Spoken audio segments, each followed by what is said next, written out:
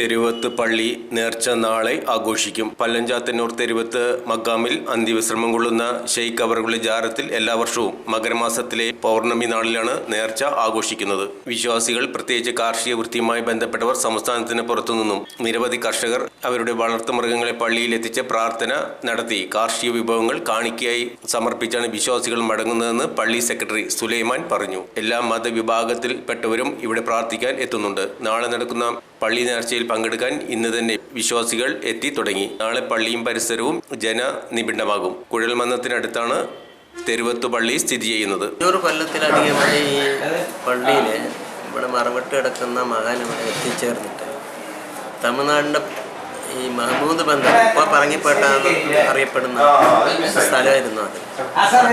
അന്ന് മഹമ്മൂദ് ബന്ദർ എന്നാണ് അറിഞ്ഞത്.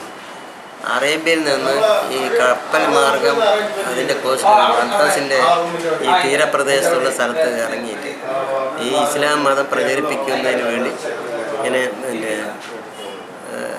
ഇങ്ങനെ വഴിമത്തി ഇങ്ങനെ വന്നു ഈ പല്ലഞ്ചാത്തന്നൂർ പറയുന്ന ഈ പ്രദേശത്ത് ഇവർ എത്തിച്ചേർന്നു. ഇവർ കുറേ ഒരു സംഘത്തിലെ ഒരാളാണ്. ഒന്ന് മറ്റേ പല്ലഞ്ചാത്തന്നൂരുള്ളതും ഇതിൻ്റെ കൂടെ വന്നിട്ടുള്ള, അതേപോലെ അമ്രാമളയും അതെല്ലാം ഇതിൻ്റെ കൂടെ വന്നിട്ടുള്ളവരിൽ ആൾക്കാരാണെന്നാണ് ഞങ്ങൾ ശരിയായ അറിവ്. അങ്ങനെ വന്ന് ഇവിടെ എത്തിയ അന്ന് കാലഘട്ടത്തിൽ ഇവിടെ എല്ലാം വരൾച്ച കൊണ്ട് വളരെ കഷ്ടപ്പെട്ട സമയം. വരൾച്ച പറഞ്ഞാൽ അതികഠിനമായ ചൂട്. അങ്ങനെ ഇരുന്ന സന്ദർഭത്തിൽ ഇദ്ദേഹം ഇവിടെ വന്ന് എത്തിച്ചേർന്നപ്പോൾ ഇതൊരു വിജനമായ സ്ഥലമായിരുന്നു. അപ്പോൾ ഇവിടെ ഇരുന്ന് പ്രാർത്ഥന നിരതനാകാനും അദ്ദേഹത്തിൻ്റെ ഇസ്ലാമിക കാര്യങ്ങൾ പ്രചരിപ്പിക്കാനും ഒരു പറ്റിയ സ്ഥലമാണെന്ന് അദ്ദേഹം മനസ്സിലാക്കി മാത്രം അതിനുള്ള സൗകര്യങ്ങൾ ഒരുക്കിയിട്ടുള്ളൂ. ഇത് ഇങ്ങനെ ഇവിടെ മത സൗഹാർദ്ദത്തിൻ്റെ ഒരു വേദി. ഇവിടെ മുസ്ലിങ്ങളെന്നല്ല, എല്ലാ മതവിഭാഗങ്ങൾക്കും, പ്രത്യേകിച്ച് ഇവിടെ ഈ പരിസരത്തുള്ളത് കൂടുതലായിട്ട് ഹിന്ദുക്കളാണ്. എവിടെ പ്രശ്നങ്ങൾ ഉണ്ടായാലും ഈ തങ്ങളുടെ മുന്നിൽ അല്ലെങ്കിൽ ഈ തെരുവത്ത് വലിയൻ്റെ മുന്നിൽ വന്ന് അവർക്ക് എല്ലാവരും സമമാണ്.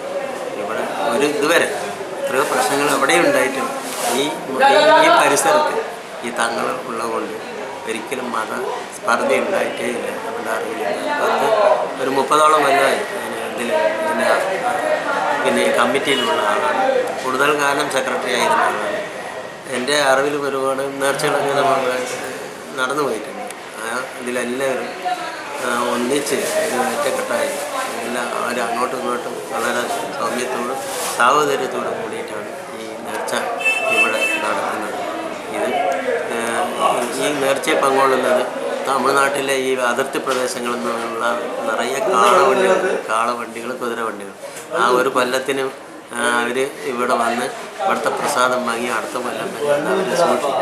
ഈ അനിമൽ സ്റ്റാളുകൾ ഏറ്റവും കൂടുതൽ ഉണ്ടാകുന്ന ഇവിടെയാണ്. അതെല്ലാം അവർ വാങ്ങിക്കൊണ്ടുപോയി സൂക്ഷിച്ച് പിറ്റേ കൊല്ലം വരെ നമ്മൾ അതിൻ്റെ വളർത്തുമൃഗങ്ങൾക്ക് എന്തെങ്കിലും പ്രയാസം വരുമ്പോൾ കൊടുത്തിട്ടും കുട്ടികൾക്കും വീട്ടുകാർക്കും എന്തെങ്കിലും പ്രയാസം വരുമ്പോൾ അത് കഴിച്ചിട്ടും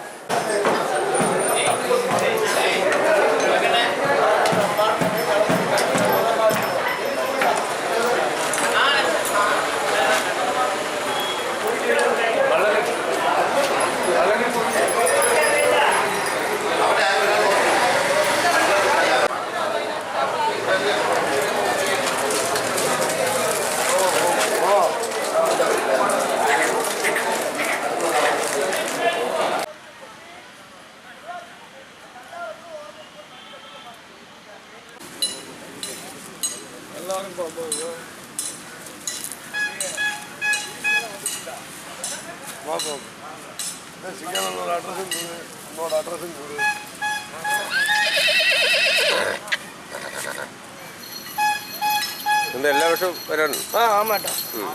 എല്ലാ വർഷം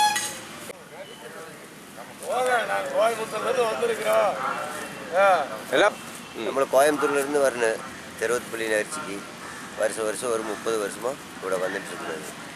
കാള இல்லைன்னா குதிரை ஏதோ ஒரு வளர்ப்பும் அது ഇവിടെ നേർച്ച കാരണക്ക് ഇവിടെ കൊണ്ടുവന്ന് ചേർക്കും.